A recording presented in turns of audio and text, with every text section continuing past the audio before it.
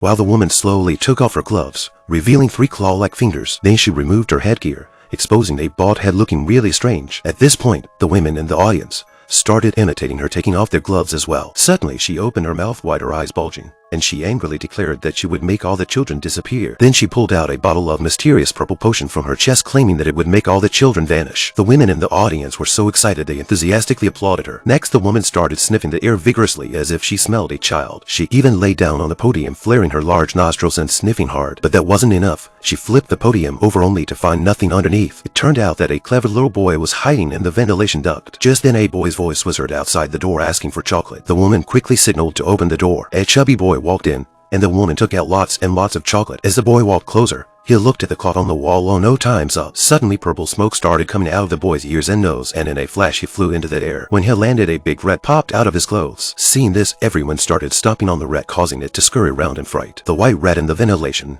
duct also came out, grabbed the other rat by the tail and pulled it back into the duct. The woman was furious now. She yanked open the duct door and pulled the boy out with both hands. A group of people immediately held the boy down and covered his mouth. The woman took out the purple potion and poured it into the boy's ear. The boy started convulsing with purple smoke coming out of his ears and nose. He flew into the air again with purple bubbles forming all over his face and arms, and soon he turned into a rat too. His clothes fell from the air. The boy-turned rat tried to escape, but the woman pinned his tail down with her fingers. She was about to smash the rat with a hammer when fortunately the white rat came to the rescue. They all ran back into the ventilation duct. The woman stretched her long arms into the duct trying to catch the rats, but her hand got injured by the spinning fan, making her scream in pain. The rats ran as fast as they could. In the end, the woman couldn't catch them and lay on the ground wailing. The rats managed to steal a bottle of the purple potion, and hoping to turn back into humans, they sought help from the grandma. They prayed by the dish, but unfortunately the grandma told them there was no antidote. So the rats decided to use the purple potion to turn the women into rats. They found a pot of boiling soup in the kitchen and prepared to pour the potion into it. Using a long-handled ladle, they placed the potion on it, and with a slip plop,